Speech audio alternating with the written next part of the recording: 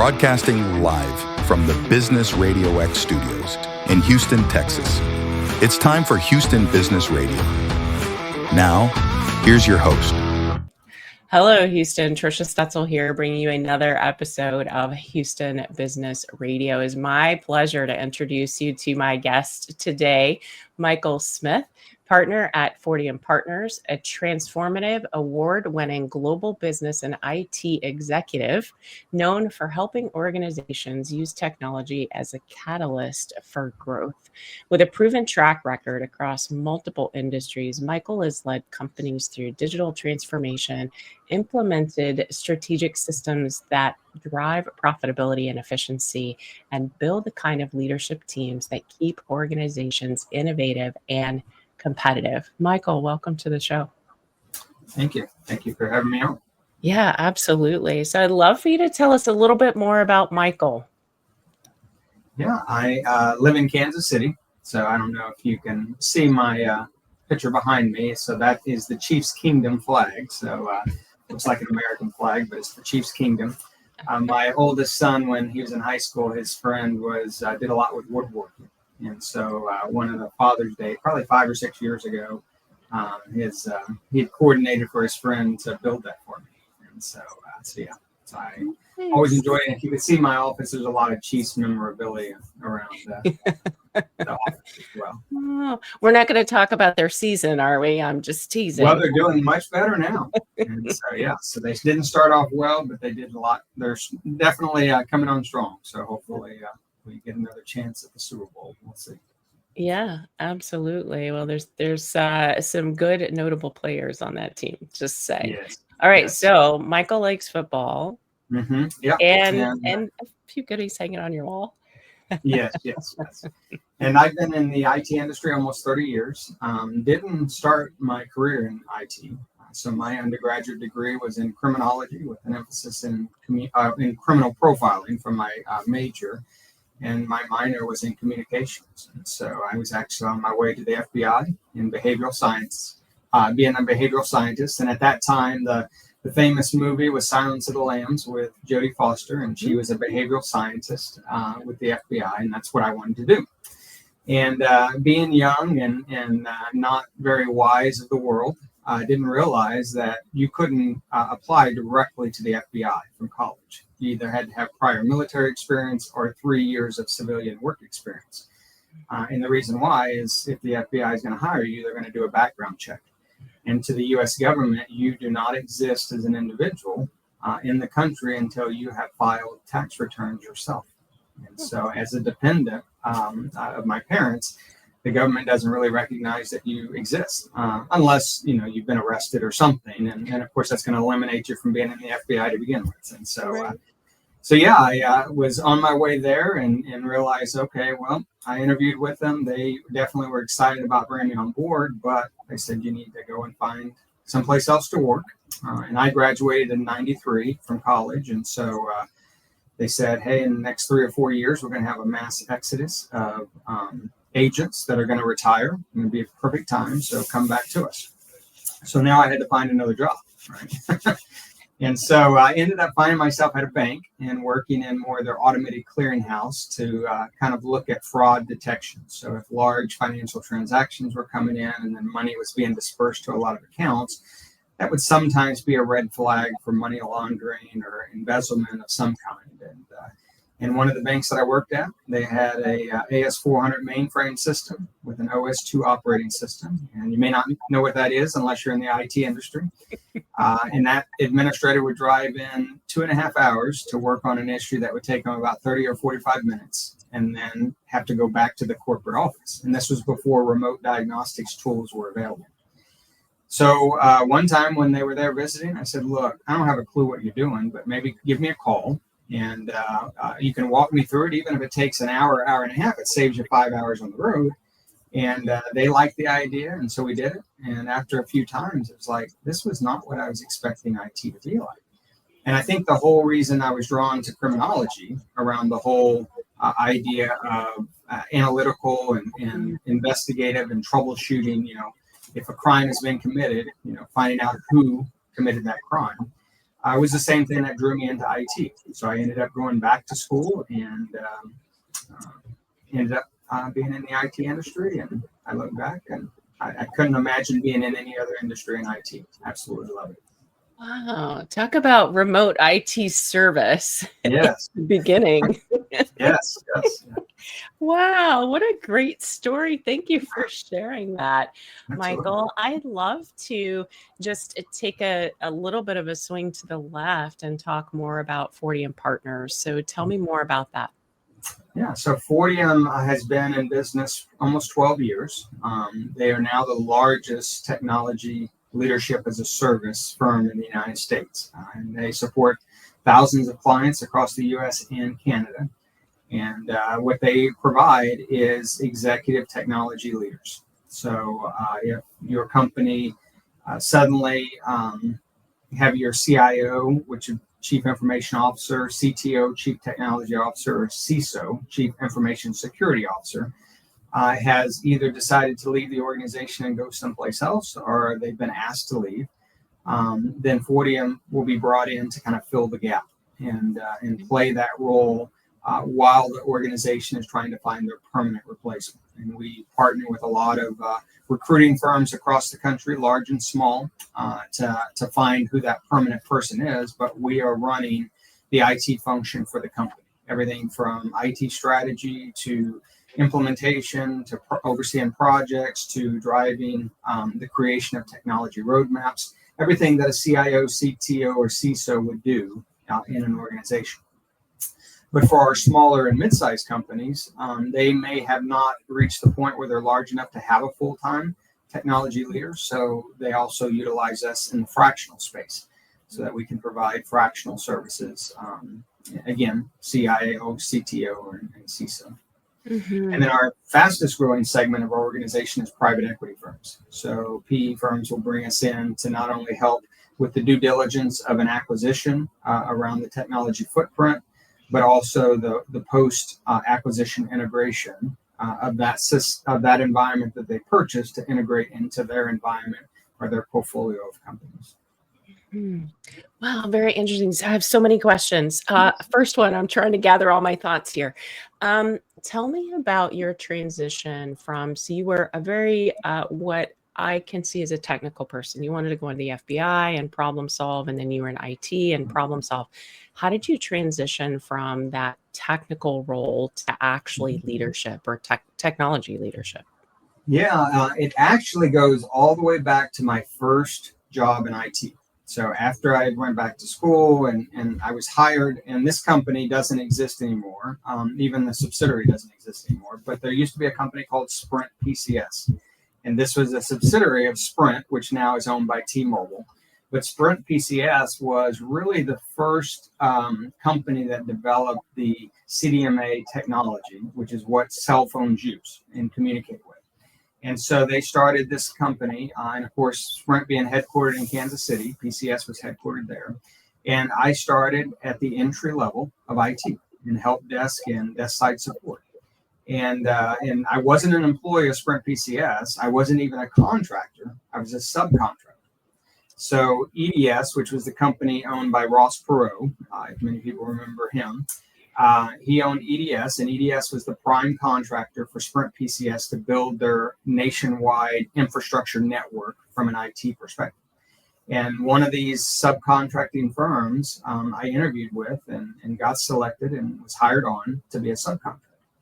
Well, about 3 months into that particular engagement, because I was supporting a lot of individuals in Sprint PCS, I also had an opportunity that I was working in the corporate headquarters of PCS. So the CEO was there, the CFO was there, and the CIO was there as well. And one day, on a dare to myself, I reached out to the CIO of Sprint PCS and asked if I could take some time to meet with them, and that I was new to the IT industry, but I ultimately wanted to do a role similar to what their role was in my career. And I wasn't expecting to get a response back, because not only was I not an employee, but I wasn't a contractor. I was a subcontractor. So I was kind of like really very low on the totem pole, right? And there wasn't a lot of reason for that particular person to meet with me. Well, not only did they reach out to me and schedule 30 minutes on their calendar. But when I went to meet with him, our meeting ended up lasting 2 hours long. And he had all this wealth of information. He encouraged for me to go back to school and get my MBA. I did that and went in 2006, got that in 2008, and had all this advice for me of how I could position myself in my career to ultimately become a technology leader. And now I've served as a CIO in 3 different companies, even before I joined Fortium Partners. And so, when I think about that type of leader that I met with early in my career, I walked out of their office thinking that's the type of leader that I want to be. I want to be able to mentor the next generation and to help the next generation, because they didn't have to spend that time with me, and especially 2 hours worth of time that really just changed my entire career and probably even my entire life. And so no, it was a great experience. And so I've always tried to be that type of leader as well with many people that work for me and work with me. Yeah, thanks to all the leaders out there. Shout out to those of you who are mentoring others behind you. That's how we make workplaces and even the world a better place to live, right? Is by doing that mentoring. So before we go any further, I know people are already ready to connect with you, Michael. So what is the best way to connect with you if they have questions or even just want to follow the information you're putting out there? Yeah, the easiest way is to email me, and my email address is Michael, so Michael, .Smith, very common name, Michael Smith, right? So Michael.Smith@FortiumPartners.com. And that would be the easiest way to get a hold of me, but you can also go out to FortiumPartners.com and learn more about the organization. The interesting thing with Fortium, with them being the largest of their type of company in the industry, is that if you're going to work as I do with Fortium, you have to have been in the IT industry at least 20 years. You had to have served as a CIO, CTO, or CISO in at least 2, if not 3 or more companies. And what clients are actually receiving is very experienced executives that can hit the ground running. Because a lot of times, if again, a technology leader has left, specifically if they've left on their own, and taking on other opportunities, it's jarring to the company. And so now they're having to figure out, how do we backfill this particular position? And on average, for those types of executive positions, it could take 6 to 9 months to find someone, bring them in, and then be able to get them up to speed. And just having that insurance policy of being able to reach out to Fortium and having an experienced executive that is being brought in specifically for that purpose, and then helping the company also find who that right candidate is. And again, we're not a recruiting firm, but we do work with a lot of recruiting firms. But it just provides a lot of stability for the organization in those significant times of transition and change. Yeah, absolutely. Okay, so you guys, the best way to connect with Michael is through email, and Fortium is spelled Fortium, and it's Fortium Partners. Okay. Earlier, Michael, you mentioned the fractional work that you all do as well. So for my mid-sized business owners and leaders that are out there listening, can we talk a little bit more about this fractional role? First, explain it so that people understand what it is, and then how these small to mid-sized businesses can actually benefit and grow from having a fractional person in their leadership. Yeah. So the concept of fractional leaders has been around for probably 35, 40 years. It's been more traditionally on the CFO or the chief marketing officer, the chief revenue officer, or chief sales officer. Those types of executives have existed for a long time.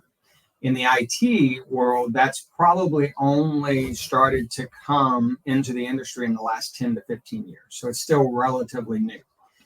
But the whole concept of fractional is that, at least working with Fortium, you're bringing in an executive level, very highly experienced technology leader into a company for as little as 4 hours a week to as much as 24 to 32 hours a week. right? I mean, you get above that 32 hours a week, you're most likely getting a full-time interim CIO, CTO, or CISO.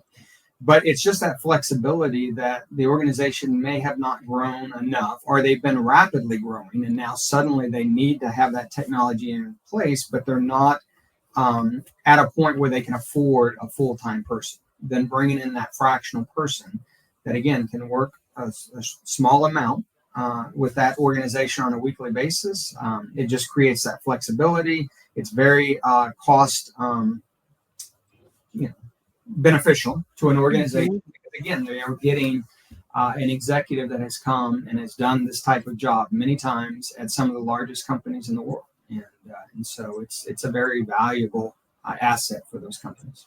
Yeah, very exciting that these small to mid-sized businesses can take advantage of having someone like that in their business, even if it's just for a temporary amount of time, right? As a fractional. So how do you mentioned costs, and it makes me think about how most of us in business think of our IT department as being a support function, right? Or a cost center, where what you're really presenting today is the idea of having a strategic partner in this space. So tell me more about your ideas on that.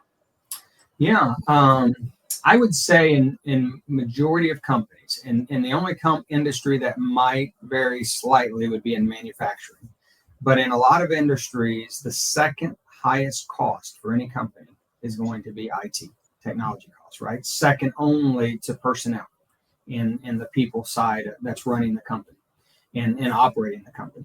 In manufacturing, your inventory might end up being your second largest cost, followed by IT, right? So no matter what, in every industry, at least the second or third highest cost is going to be the technology investment. And unfortunately, for many companies, right, it's one of those things that's looked at as a cost center, right? Well, it's a necessary evil. We need this technology to operate the organization. But many companies may be surprised that the great equalizer in any industry is the strategic use of technology, of being able to really make sure that the technology you're investing in is exactly the right technology you're needing for your organization, but also developing that roadmap, because every company that's a successful company has built a 3 to 5 year strategy. Where do we want to go as an organization? And then being able to take the technology strategy and overlay it across that corporate strategy to really make sure that you're getting the biggest bang for your buck. That if you're investing in technology, make sure it's the right tools and the right technology for what you're ultimately trying to accomplish. And many companies, again, look at technology as it's just an operational thing, but in reality, it needs to be treated as a strategic asset, that it is really going to drive productivity, efficiencies, profitability, growth for a company. Technology is going to be that centerpiece. And there's a lot of companies that just don't take advantage of that strategic asset. Yeah, and not treating it strategically. We find ourselves with all of these shiny objects and all of these things that we need to go buy and implement. And we often find ourselves in trouble because we haven't thought about it in a strategic manner. So I'd like to shift a little bit to just talk about AI. It's a big topic, right? AI and ML, machine learning. And what advice would you give listeners or even leaders about evaluating and adopting these technologies without falling into that shiny object trap?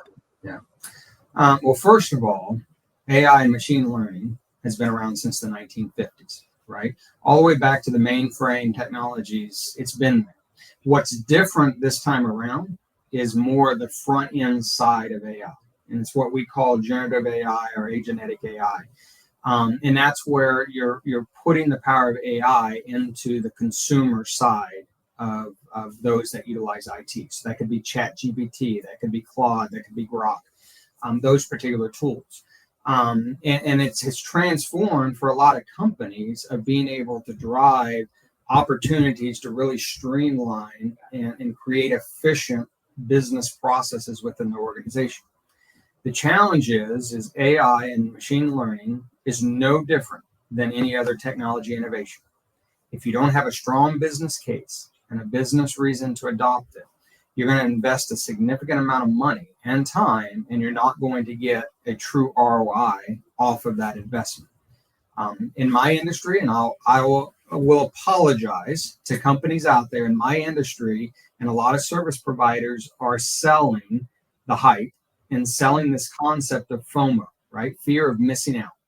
And you've got to jump on the AI bandwagon or you're going to be left behind. But don't fall for that type of trap. You still need to understand what is the business reason of why you need to implement it. And I'm telling you, AI and machine learning are very powerful tools and can really change the trajectory of an organization. But you've got to start with the same reasons why you brought other technology historically into your organization. What is the business reason and what's the business case? And then if you do that, you will reap the benefits of the investment that you've built into that. But that would be my advice: is make sure that you're working with trusted partners. And again, Fortium is one of those partners that we do a lot around the strategy of how AI can really transform your organization. But just don't fall, both feet into the hype and invest significant amounts of money without really understanding and studying what your organization needs as it relates to AI and machine learning. Yeah, absolutely. What great advice. So shifting that into the people space, like I think with the speed at which we're seeing all of this technology, it becomes a leadership challenge. And cultivating new leaders who come behind you. You mentioned mentoring earlier in our conversation. Why is mentoring or mentorship such a critical part of bringing the next generation of technology leaders and executives up? Well, I think first and mainly is the fact that if you as a leader look into your career, chances are there was someone that took a chance on you at some point to give you that opportunity to lead. And if those individuals weren't there in your career, you may have not had the opportunity to propel your career into leadership opportunities. And sometimes we get stuck in our day-to-day activities, right? And we forget that there's another generation of individuals coming up and a generation after that generation that's coming up.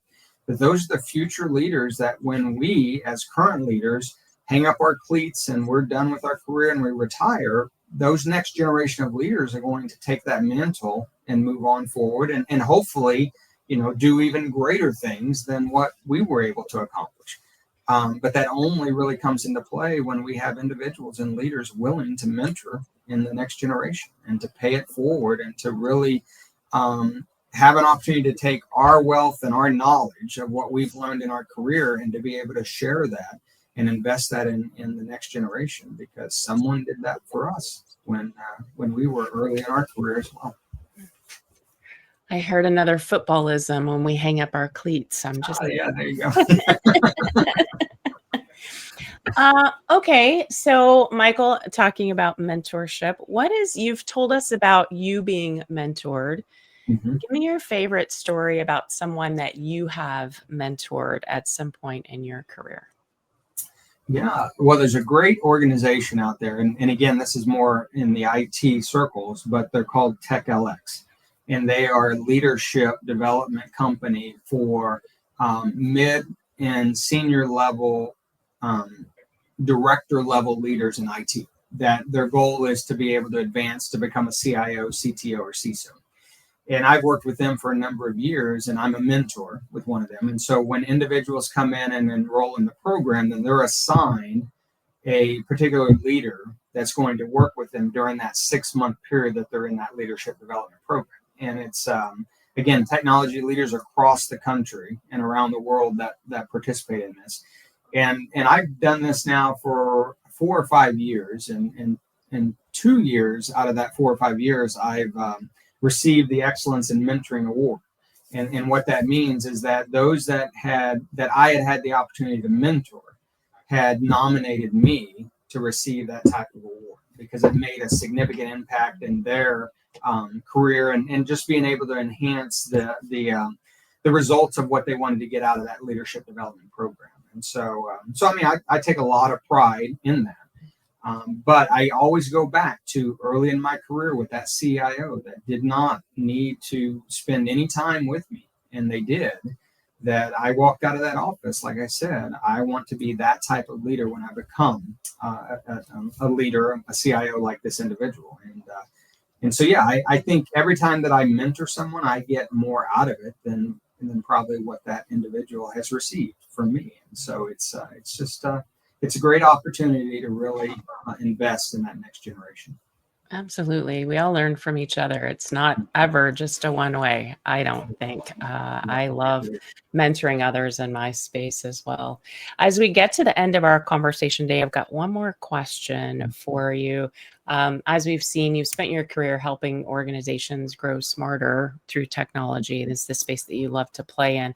If you could leave our listeners today with one piece of advice about leading through change, because we know technology brings lots of that, and using innovation to create real impact, what would it be? I did it was probably a podcast probably 7-8 years ago that I happened to just come across when I was going through my LinkedIn profile. And you know how in LinkedIn you can kind of store some of your past things where you can kind of reference. And I just happened to come across this one in the podcast was called Lead with Boldness. And the title of that podcast came from something that I had said during the podcast message. And they thought, hey, this is a great title for this particular podcast. But I would encourage the business leaders that are listening to this podcast, lead with boldness and lead with courage, right? Because when you think about change in organization is the most anxious concept that happens within companies, right? And there's never a time that change doesn't impact people, right? And people sometimes fear change because of the fact that they're used to how things work. And now technology is brought into the organization and it's changing things. And I think there was one concept where people say, you know, my cheese has been moved, right? And so it really upsets. Who moves my cheese? Yeah, exactly. It really upsets people. But what leaders need to really do is to lead with courage and with boldness, because it's going to create a sense of calm in the sense of chaos, right? That happens with change. Having that bold and courageous leader is what's going to really calm the storm and let people know that everything's going to be okay, right? And this is going to be a good thing, and we're going to get through this together. And it all comes down to that leader and their ability to manage change, and again, lead with boldness and with courage.